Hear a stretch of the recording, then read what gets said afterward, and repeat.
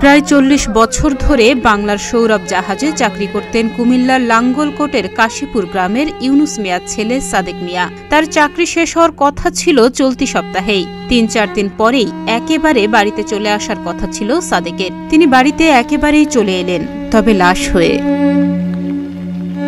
শুক্রবার রাতে চট্টগ্রামের পতেঙ্গা সমুদ্র সৈকত এলাকায় জাহাজে বিস্ফোরণে আগুন লাগে।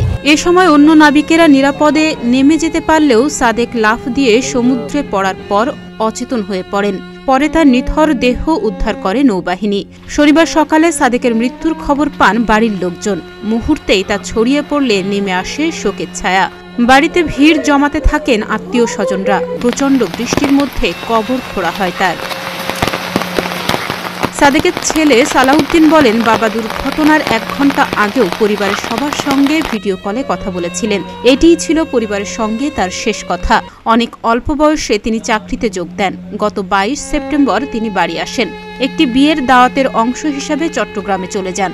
জাহাজে তেল আনলোড করা শেষ হলে চলতি সপ্তাহেই তিনি বাড়ি ফিরে আসতেন, কিন্তু হঠাৎ যেন সবকিছু থেমে গেল।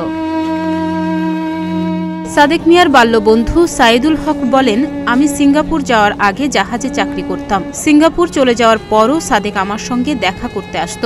সমুদ্রপথে সিঙ্গাপুরে এলে সে আমার সাথে দেখা না করে যেত না। আজ সে নেই, এ কথা বিশ্বাস করতে কষ্ট হচ্ছে। ডেস্ক রিপোর্ট, প্রতিদিনের বাংলাদেশ।